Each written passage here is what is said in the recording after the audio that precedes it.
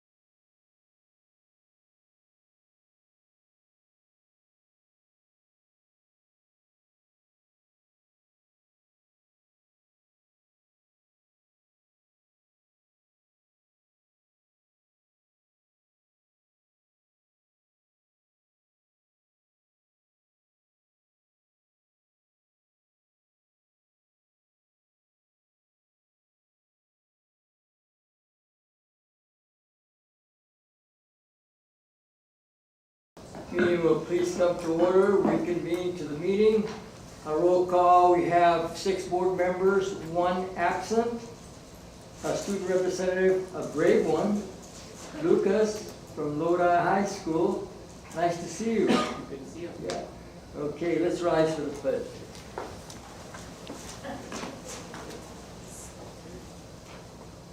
Salute. I pledge allegiance to the flag of the United States of America and to the republic for which it stands, one nation, under God, indivisible, with liberty and justice for all.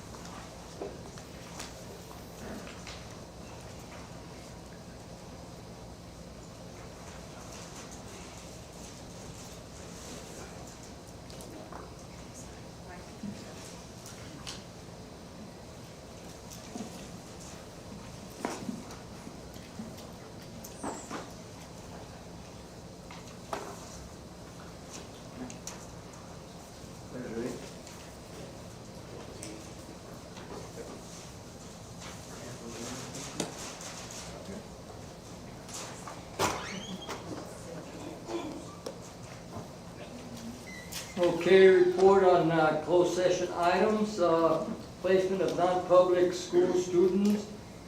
Motion by Ms. McFarland, second by Mr. Stroll, that the board approve the placement of 2023-2024 non-public school students, new number 14 and number 26 by a following vote of 6-0-1 absent.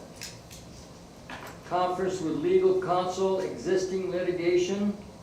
Mr. Porter motion, Ms. McFarland second, that the board approve claim number OAH 202 308-0292 by the following vote of 6-0-1 absent. That concludes my report on closed session items. We have one representative today, Lucas Goulart from Lodi High School. You got the floor, sir. Good evening, President Nava, members of the board, Superintendent Young. I'm going to keep my school report brief today because I have something else I'd like to speak about. But next 2 weeks from now, I will give you a more in-depth report about what's going on in our school. But I am going to talk about the suicide prevention walk, which Lodi High School hosted 2 Saturdays ago. The event was a huge success. We continue to see growth each year that we put it on. There was a great turnout. We thank everybody who was able to attend. We had many of our clubs at school set up booths with snacks, games, activities of all kinds. We were joined by many local businesses.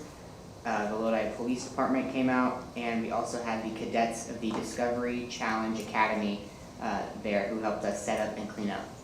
We'd also like to thank the plethora of donors and sponsors that helped us make the event possible. Now, if I may, President Nava, members of the board, and Superintendent Young, I'd like to speak on the concerns from the previous meeting regarding the graduation live streams. Although I wasn't present at the meeting, I took an interest to the issue. So I tuned into the live stream, and I was very intrigued to see how the conversation went. Before I speak my piece, I want to commend Dr. Solly for his tireless work in doing the research to make sure that the board makes an informed decision regarding the live streams. I came to this meeting tonight because I wanted to be a voice for many other students and their families throughout the jurisdiction of this district. From what I understand, there are concerns about the expenses related to the live streaming service. I acknowledge these concerns, and I credit the care that's taken with the district funds. However, I hope to compel you all to consider the circumstances that many of our families face. We have many large families, some that exceed 6, 7, or even 8 members in just the immediate family. That's not counting their grandparents, their aunts, their uncles, and more. We have students with family members who can't afford to or don't have the opportunity to travel great distances to attend graduation. I'm one of these students. My aunt lives on the East Coast and works a very demanding job. My godmother lives in Canada and takes care of her elderly parents. This isn't just about me, though. Other families throughout the district have members across the states and across the countries. And finally, I want to say that life is unpredictable. Right before my brother graduated in 2022, my father tested positive for COVID. It was a huge blow to our family, but luckily there was a live stream. Parents, siblings, and grandparents of other families may not be as lucky as my father was. Unforeseen health problems may very well send family members to the hospital and make them unable to show up on graduation day. In my humble opinion, I would find it remarkably unfair to deny those parents, siblings, and grandparents the ability to see their graduates walk. We may be worried about the expenses now, but to the families of this district, the moment of seeing their loved ones graduate is priceless. I do not wish to take much more of your time, but before I conclude, I want to point out a detail that was used within the statistics that I found to be flawed. I feel like there's a lack of data to prove that this year's usage would be any different from last year's, because 2/3 of the data represented came from COVID-restricted years. What I mean by this is I don't see anything that would lead me to the conclusion to believe that the upcoming graduation ceremony, should it be streamed, would experience a decline characteristic of prior years. Instead, I think it's better to look at the raw numbers alone. 14,137 people utilized the live streams last year. Even if there is a dip, let's say 4,000 to 5,000 this year, that is still thousands of family members and friends that would lose out on the opportunity to see their loved ones graduate. Regardless of data, I think it would be insincere of us to revoke this privilege. I'd like to conclude by asking a favor. I implore you to consider what I have said tonight, because I can tell you with confidence that I would represent hundreds of families across this district. Thank you for your time.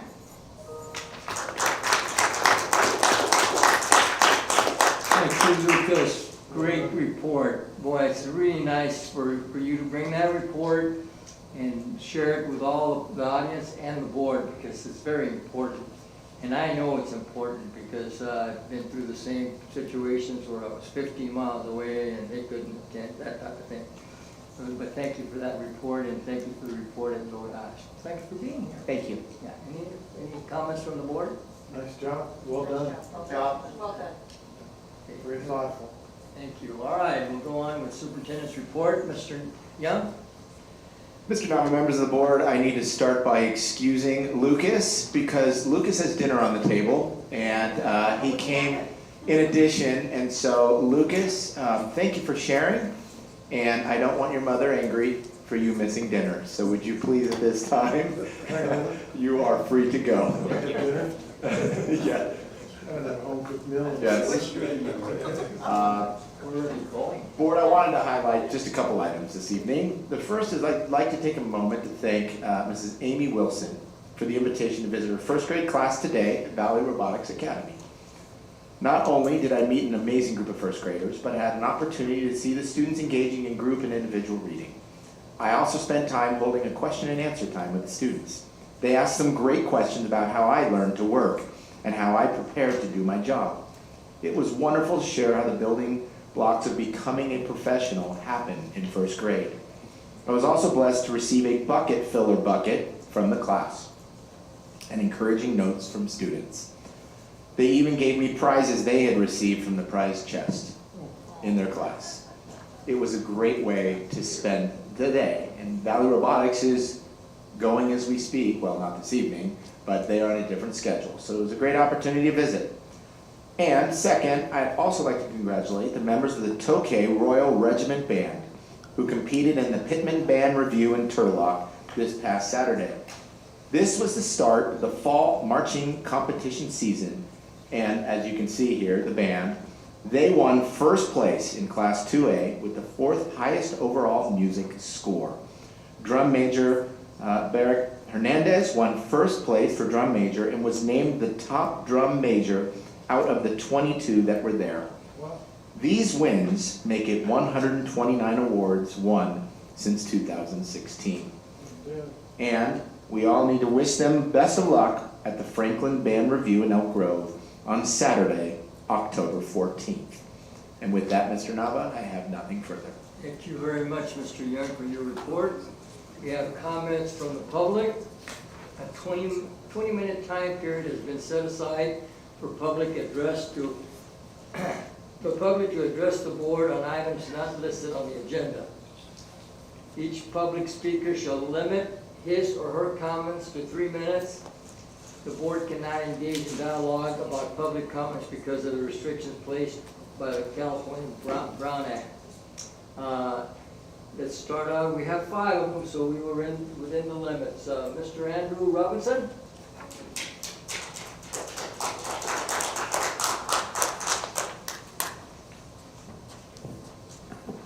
Evening board, superintendent. This evening I'm here to discuss a couple of things. One, a thing in my job we call customer service. I've been coming here for the past 3 months. Outside of the first meeting, I've heard nothing from any board member and anybody here at the district in regards to these concerns. Which tells me either 1, you don't care, 2, you don't want to talk about it. I understand the Brown Act here, you can't comment, but outside of here, you can comment. You can at least come up and say, I'm sorry to hear what your daughter's going through, we're working on it. That for one would be, at least make me and my wife feel a little bit better like this school district cares, because we do pay a lot of tax money here. And I know you have the information because I fill this out every week and it has my name, phone number, personal cell phone, and my address. Feel free to swing by 8 o'clock every night. We do marshmallows in the backyard. Secondly, I'd like to discuss, my daughter has speech therapy. And here's 29 days that we've received communication sheets from the special needs class, 3 of which have speech therapy done. So thank you to the teachers behind me who helped me do the math real quick. That's less than 10%. So 10% in the school setting is failing to meet needs. These are serious issues that we're trying to work with. I don't really know what I can say or do to get you guys to kind of move on this, but I can say that the more I dig into the finances around this district, it seems like money just gets shuffled around, and I know one of the board members here has also pointed that out. And I'd like to know why $252 million of carryover money for the next fiscal year is being carried over. It should be spent, and it should be spent on teachers, and it should be spent on students, so these students can learn. It's not just my kid, it's everybody's kid. And right now, I look at these numbers and I don't understand it. Millions of dollars.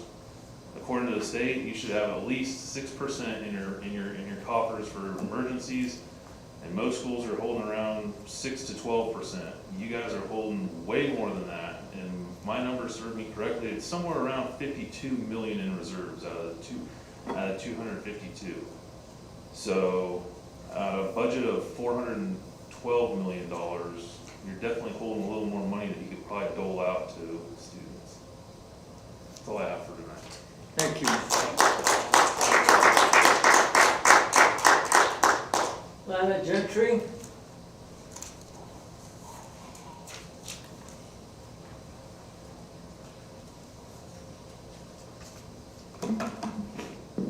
Hello. Good evening, President Nava, members of the board, and Superintendent Young.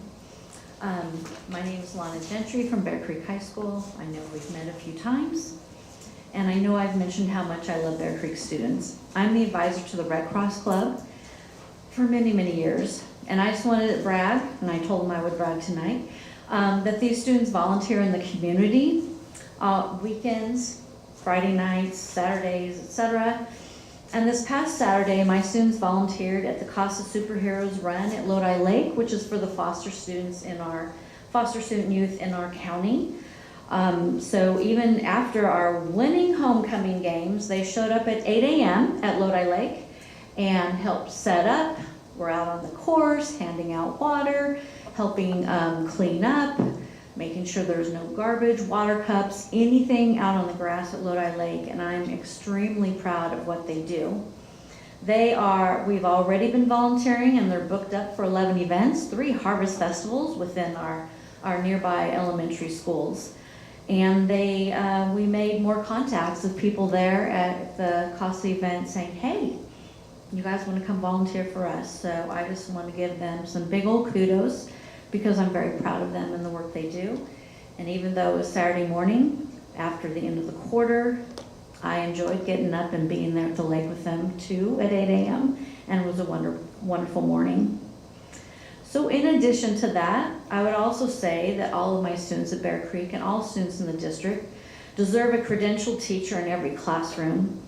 And when our teachers work on their prep, our credentialed teachers work on their prep to teach a class, lesson plan, and grade the papers, they deserve to receive more than the hourly sub rate. So if I go sub on my prep, I get $40-something, but if my colleague next door subs permanently for a class all quarter, they also just get $40-some each time. And that is real morale, lowers our morale. It's just, that was very upsetting when that happened to many teachers this year. And so it's happening if a teacher's on maternity leave or a teacher's out for something, and we have teachers that work full-time teaching that class. They are the teacher on record. They should get paid more than the hourly sub rate. So thank you for your consideration, and if you have any events, contact me at Bear Creek High School for my Red Cross kids. Thank you. Thank you, Ms. Gentry. Maria Smith.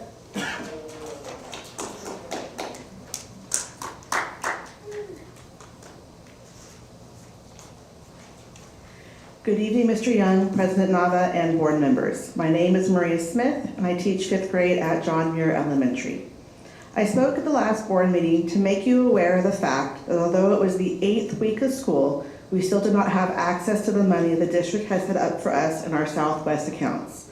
I am happy to be here today to tell you that this purchasing issue has been resolved, and I have been able to order some supplies, so thank you to whomever played a part in this.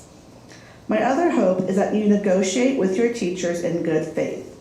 I don't understand why the only district representative at the September 19th negotiations was the district's attorney, when the LEA negotiating team was assured that they would be working with the director of personnel.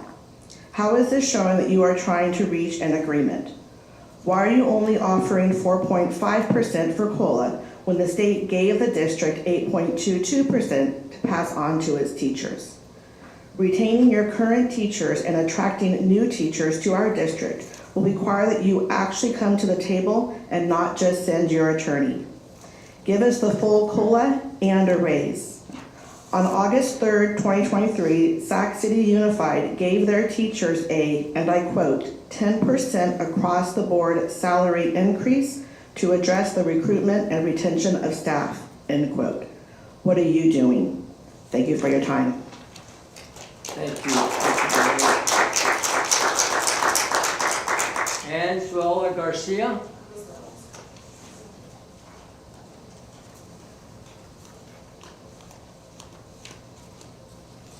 Hello, good evening. Anzuela Garcia, Julia Morgan Elementary, and alumni parent of Bear Creek High School. At Julia Morgan, I wrapped up my parent-teacher conferences with 100% of family attendance, which I thought was amazing. Our school is planning some fun fall activities, including a book fair, trunk or treat event, and a school-wide pumpkin painting party. And I'll be sending you invitations, and hopefully someone will come.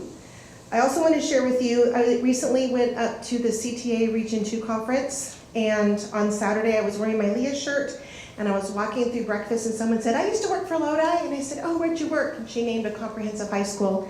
I said, where do you work now? She said, Elk Grove. And I said, I understand. And then later in a session, I was introduced to another person, and the person said to me, oh, you're Leah, you're from Lodi. I said, yes. She goes, oh yeah, we steal your teachers. She's from Elk Grove. It's very disheartening that people know that people leave our district because, not because of our work environment, but because of pay and insurance.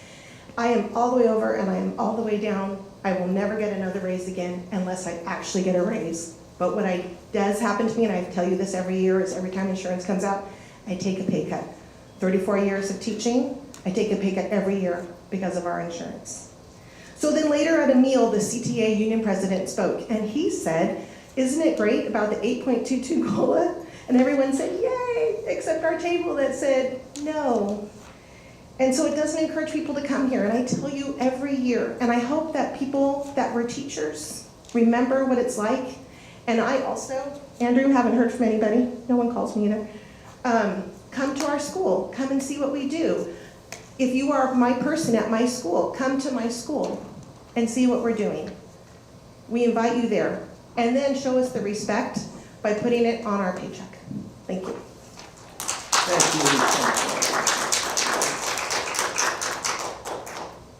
Samantha McCoy.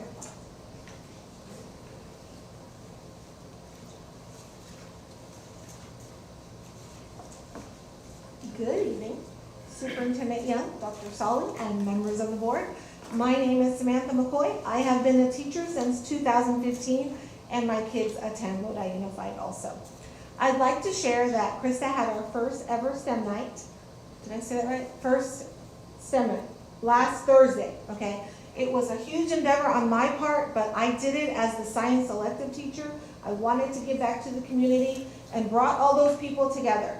We had over 160 in attendance, and I'd like to thank my parents, my STEM kids, and all the volunteers, and I'll read those names. But I just wanted to share we had over 15 stations. Some examples are the kids making a bird feeder, making aluminum foil boats. Mrs. Herfel brought her reptile exhibit, straw rocket launching catapults, hoop gliders, watercolor station, an architecture station for the littles, coding with Ozobots and Spiros, and the Star Lab.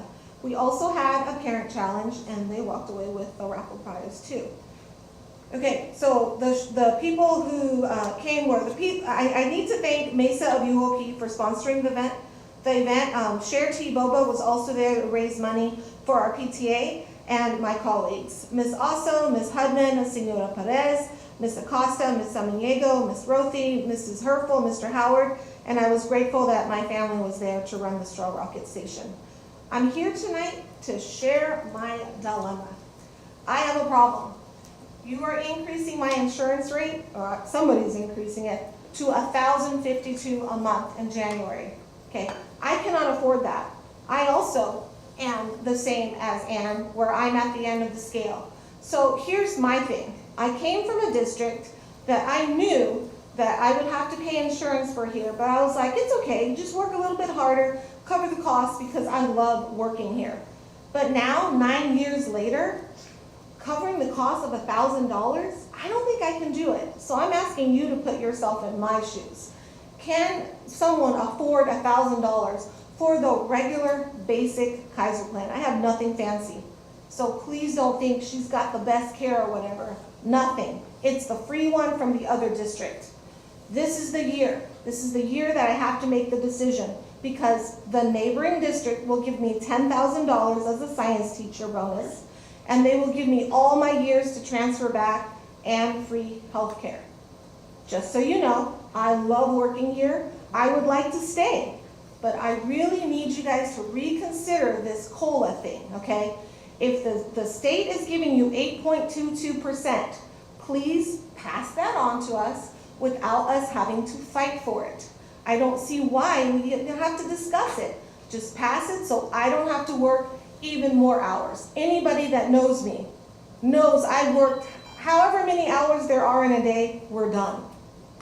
Thank you. Thank you very much. That concludes our comments from the audience. Public comments on consent agenda A. The public student representatives may address the board on consent agenda A, routine business. Each public speaker shall limit comments to 3 minutes. You have the speaker to just talk about the item, please. Thank you. You're up. Good evening. I was looking at all of the, I can't remember the name, what were they? The purchase orders to see all the money that was going to be spent. And I saw that Cyber High was there for $15,000, and last I checked a couple weeks ago, our students have not been assigned to Cyber High yet, so teachers have been getting a 120, and we've paid for the $15,000, so let's get our kids enrolled in Cyber High. That's a money issue. Then I had a question, because I just saw millions of dollars going to Maxim staffing. I don't know what that is. So I'm just curious. I don't know if anyone can tell me, but that's a lot of money, and I'm just wondering who was being staffed. There was also Charter America, thousands of dollars, and I'm not sure what that is. And then we're told that Amazon is not an approved vendor for us to order things, yet there was over $28,000 worth of POs for Amazon, so just another curiosity. Thank you. Thank you for your comment. Anybody else from the audience want to comment on routine agenda A? Any board comments? Any board want to pull any items? Excuse me. I do. Mr. Porter. I want to pull A5, A7, A8. I believe Mr. Khan has something he wants to say. Mr. Khan, you got the floor, Thank you, sir. Mr. President, board members, Mr. Young. I'd like to pull A7 as well and bring it back on the 17th, if that's possible. So that takes care of one. Okay. Can you answer the question that you asked about the method staffing? No. This, we need a motion to, You could pull the A2 and then talk about it if you like. Can I ask another question? Because I asked those questions. How can I find out the information if no one can answer at a school board meeting? Mr. Nava? yes, Mr. Young. I would be happy to send you information on that. That's part of why we give those agenda items in at least 100 hours in advance. So if you have questions, you are certainly welcome to send your questions to me, and I can get you answers to those questions in advance. But I will, by the time we start back up, I will give you answers to the specific questions you asked. I've written those down, okay? Thank you. So I can email you in advance of every school board meeting with all my questions? You certainly can. I look forward to that. Thank you. Me too. Thank you. I need a motion, please. I'm just taking an A5 and A8, 8. because Mr. Khan pulled A7. I make a motion to approve. Motion made by Ms. Ball to approve the rest of routine agenda A, second by Mr. Porter. There's no student vote today, so let's have a board vote, please.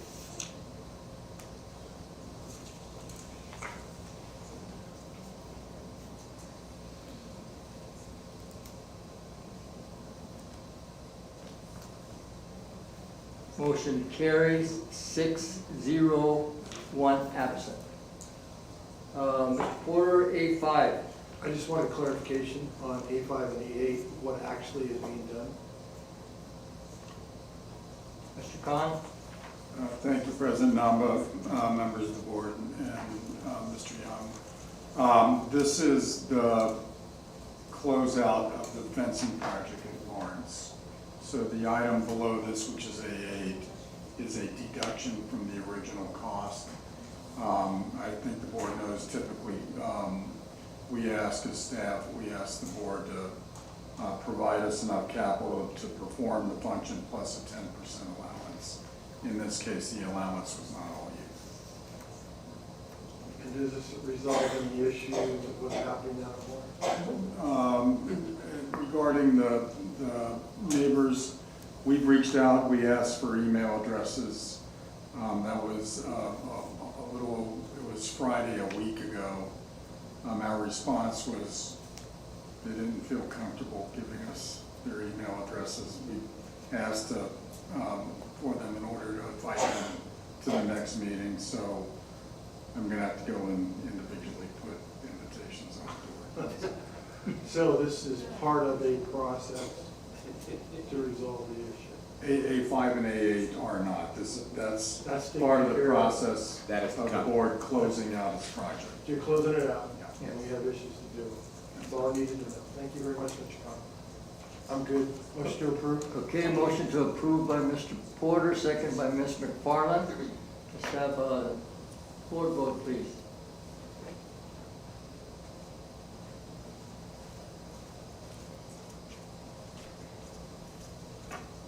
Motion carries 6-0, 1 absent.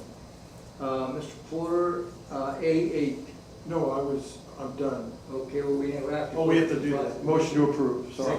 Okay, motion You are correct, to Mr. approve by Mr. Porter, on A8, second by Ms. McFarland. I need board vote, please.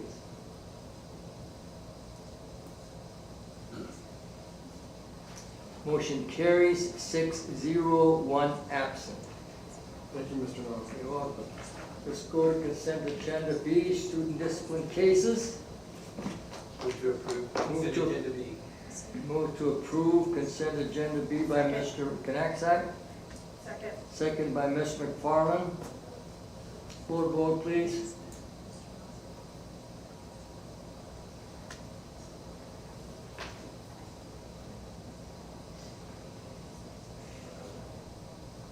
Motion carries 6-0, 1 absent.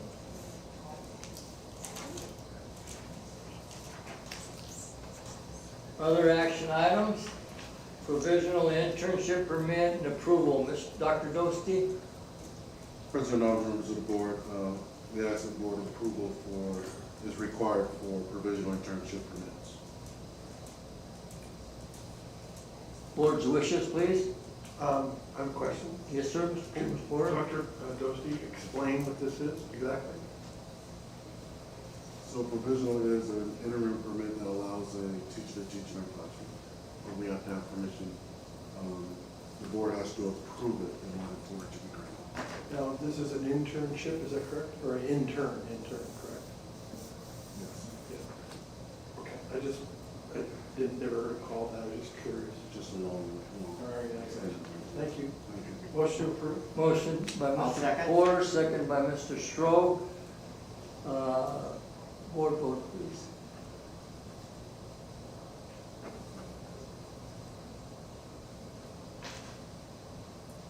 Motion carries 6-0, 1 absent.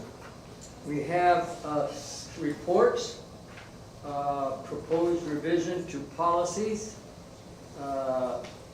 Dr. Sally. Thank you, President Nava, members of the board, and Mr. Young. As you recall in previous meetings, Mr. Young has brought forward some bylaws for updating. I will be bringing forward this, over the course of this year, some policy 6,000s and 5,000s. These are 4 of those 6,000s that were updated. I compared them to, first of all, I looked at the approval dates to see some of them were a little bit old. And I went to the California School Boards Association gamut sample plates, templates, compared them to our current documents, and looked for any substantial changes. Just a couple examples to cover here. Policy 616111 deals with instructional materials, which for a couple decades now we've been doing Williams settlement inspections at the start of the school year to make sure we have sufficient textbooks. Some language that's adjusted in those years is to deal with things like instructional technology or textbooks that are digital. So that would be something that would have been modified slightly on 6161. And then another example, policy 6120.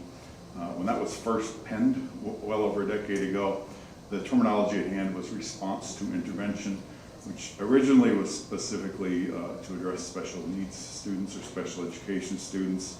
It has now grown outside into general ed and is termed multi-tiered systems of support, and to address how we respond to the needs of students, both academically as well as social, emotional, behavioral needs. So the language you see there was changing or updating the terminology, and then there's always some references, citations to ed code that may have changed over the years also that supports the documentation. So I'm happy to entertain any questions.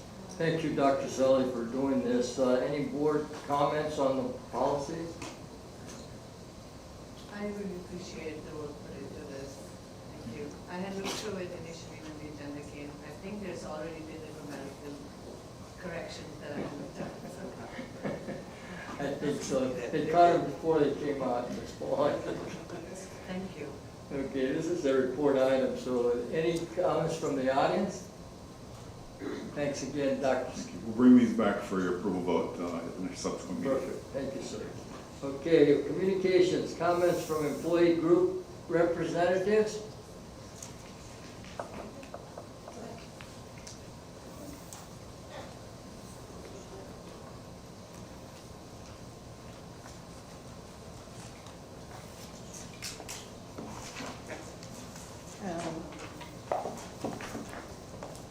Mr. Young, President Nava, members of the board. I'm a little concerned that Mr. Robinson's has not been approached by any members of the board. Just so that you know, his daughter's homeschool is Lakewood, but because of her special needs, she is a student at Lawrence Elementary. So board members for those two schools might want to reach out. One of the things that Mr. Robinson talked about was speech therapy, and this is actually something that has been come to my attention. A lot of speech therapy is happening on Zoom. And I understand that finding a speech therapist is a difficult task, but not only are the kids not getting speech therapy regularly and fulfilling their IEPs, but a lot of it's being done on Zoom. I talked to a preschool teacher, who's a general ed preschool teacher, by the way. This is another one that is very interesting, who has a student that is nonverbal in her classroom. And this is a really interesting thing because in February of last year, the child was tested by Valley Mountain Regional and was considered autistic. 4 months later, however, Lodi Unified's preschool assessment team reassessed the child and said, oh no, it's not, the child is not autistic. Now, granted, Valley Mountain Regional, the child was tested by a licensed doctorate of psychology rather than, I'm not sure exactly who tested the child in Lodi Unified, but it was not a licensed doctor of psychology. And this general ed preschool teacher is now being asked to implement strategies and teaching therapies that are used in an autistic preschool classroom. Doesn't make sense to me. She's not a licensed, she doesn't have a certification in special ed. But she tells me that when this child goes out for speech therapy, who's nonverbal, it's over Zoom. How effective can that be, especially when you're talking about a preschool child? But this is happening at all grade levels. I'm hearing this from several teachers who are very concerned about this. They want their students to be successful, but how can they be successful in that kind of environment? Another thing I'm hearing too is classroom vacancies. From teachers, I'm hearing about the lack of paras, bus drivers, etc. Bus drivers are bringing students late to school because we don't have enough bus drivers to get them there on time. And then when a para is absent, especially in a special education classroom where a medical para might be necessary, there's really no plan to keep these kids safe because the staffing ratios aren't there. They're not being met. And then in some of these classrooms, I mean, and this is not just special ed. Special ed is affected more than most because I know we have at least 30 vacancies in special ed. A lot of these poor teachers are either long-term subs or they're interns. And they're, the interns or new teachers are frightened because they are not permanent by any stretch. They're afraid to bring things up, and they have actually been told by their principals, well, you figure it out. Figure it out. But when they do figure it out, when they come together with a schedule and say, here's a proposed solution, they don't get support. I met with a group of special ed teachers at one of our Stockton school sites. One teacher was telling me that she doesn't get lunch because her kids are not allowed to eat in the cafeteria because they're too messy. So she has to sit in the classroom with them because she doesn't have a parent who can do it. Again, how is that getting inclusion to these students? that just, to me, it just blew my mind. When I sat with these teachers, I said, we're gonna come up with a schedule, and if somebody needs to, if your kids are not allowed to eat in the cafeteria, that's not a decision, if that's a decision that the administration is supporting, then they're gonna have to cover you so you have your duty-free 30-minute lunch. That's just not fair, that you have to stay in the classroom with these kids, because nobody wants to see them.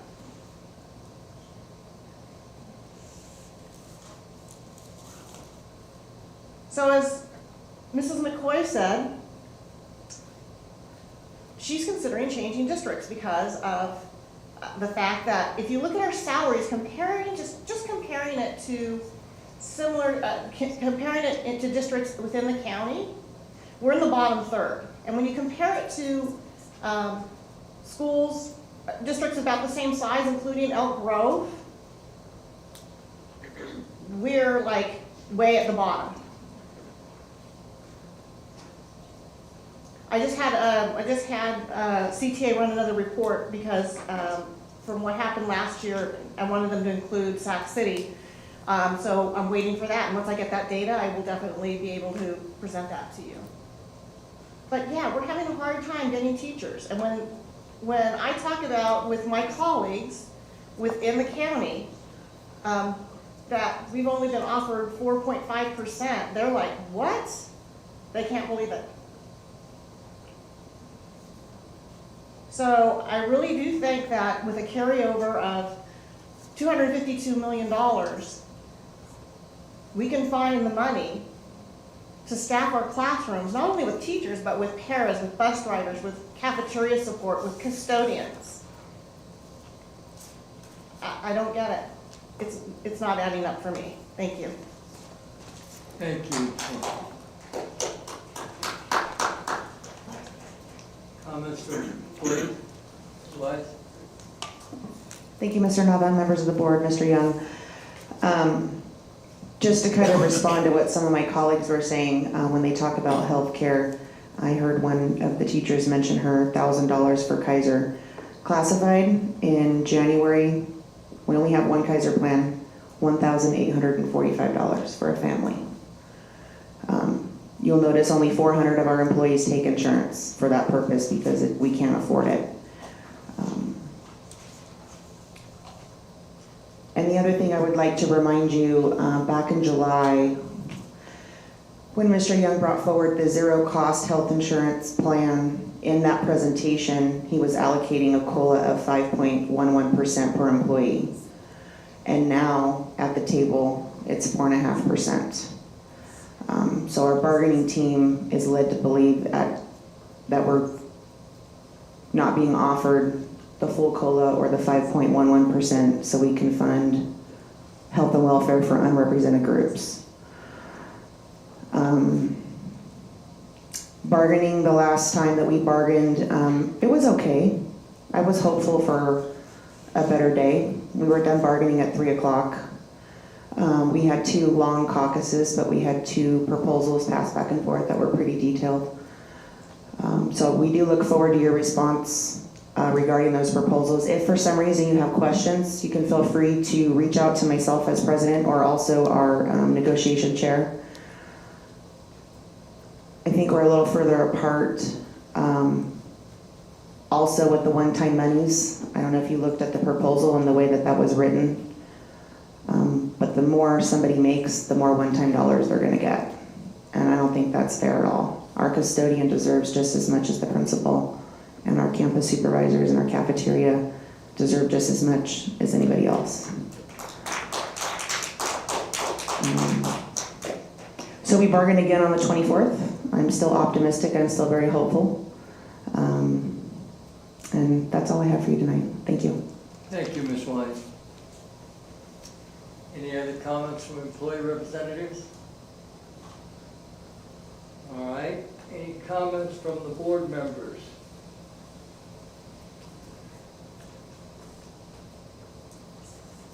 I'd just say enjoy your 2-week break. At least that's one good thing. Okay. Any other comments? I have a quick Quick question. question, Ms. Smith? There's a lot of questions asked during comment sessions. With all due respect to everybody who's making the comments, since we're not able to answer any of those questions right away, is there a way for us to address those, or can we keep them as comments only? Because I'm going home with unanswered questions from people, and there's no way to answer these questions because it's not part of the protocol. So can we have a way to answer, or just limit them to comments? It's a question more, or a query more than me asking anything to them. Mr. Young? Yes, Mr. Nava, members of the board, part of the Brown Act is to give greater than 72 hours of time for both board members and the public to seek clarification and understanding on any of those items. And I actually had a chance to meet with Ms. Gentry and give her answers to her specific questions about maximum staffing, the charter bus company, and I believe she had an Amazon question that I was able to respond to. So for members of the public, I can certainly provide or work with staff to provide specific answers in the same way we do with the board. So ultimately the goal is that they can get clarification on those items in advance and then come to the podium and make comment on those specifically. You know, one of the nuances of a board meeting is that a board meeting is the board's meeting held in public, not a public board meeting. And so can answers be given? Yes. The board can certainly direct staff in an open board meeting to answer or get clarification on specific questions asked, but it's really not intended to be a back and forth with someone who's making comment at the podium. But just to clarify, I was able to answer the question about maximum staffing, which is to provide additional special ed support, to provide an answer on the charter company, which we use for busing, you know, with things like going on field trips or sporting events where a school bus driver is unable to provide that. And then third, with Amazon, understanding that Amazon is not a vendor. Amazon is basically a marketplace where other vendors sell their items. And so we have certain ed code requirements that don't allow us just to open up for anyone in Amazon, because we have ed code that precludes certain companies to be used. So we can't just open it up like we could with Southwest, which is an approved vendor. But specifically, board can certainly seek clarification on things. We would hope that people would bring their questions, whether or not it's union presidents or other members of the public, so that we can respond to those in advance. Hopefully that answers your question. It does, but where it leads to is when there's a question asked about, let's for example, say COLA. Okay. What is the fund that we receive for COLA? What is that amount? I would like, I know there was a presentation. We did a presentation, we made it clear, what did we get and what are we passing along? Just to make sure that at any point we don't have a diminished morale on either, on any side. This should never be between us or them, or none of that. So at any point when we need a clarification, can we have the numbers up? Yeah. It'd be easy to make that conversation. Yes, certainly board members could ask the question like you're asking now about COLA.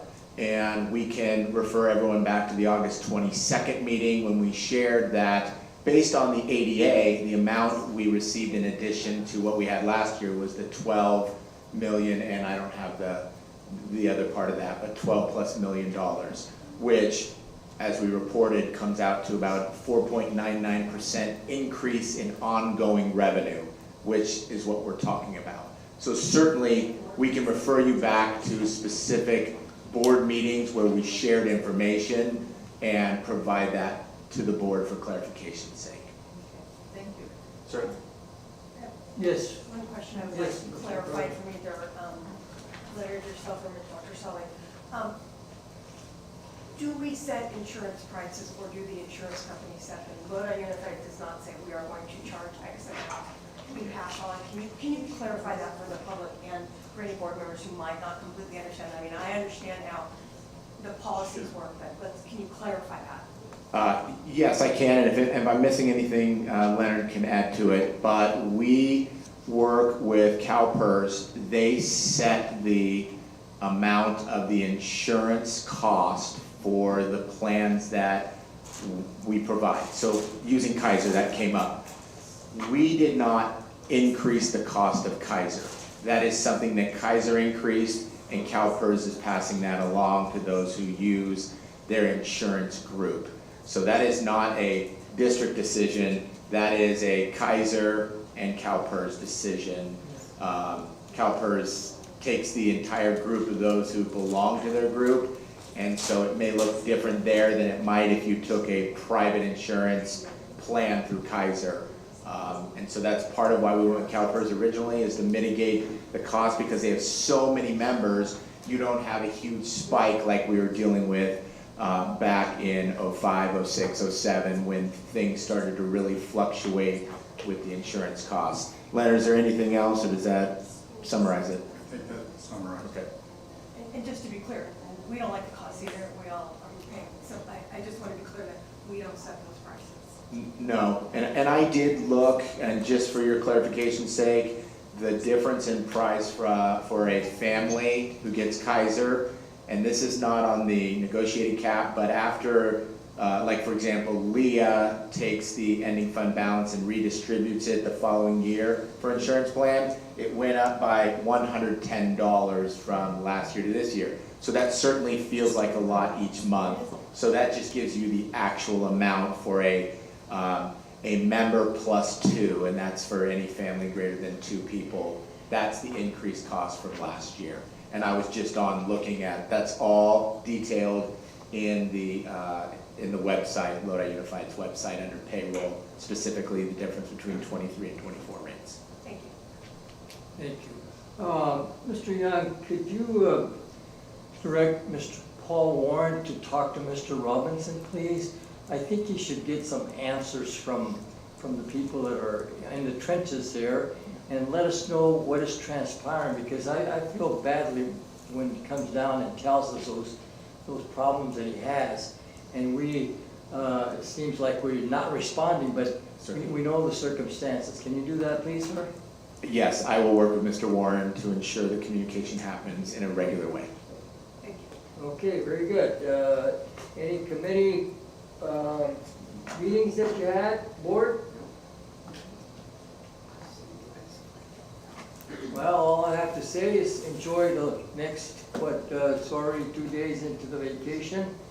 It's very nice to have teachers off to relax and do their vacationing or whatever it is. And it's very nice for the students to have that.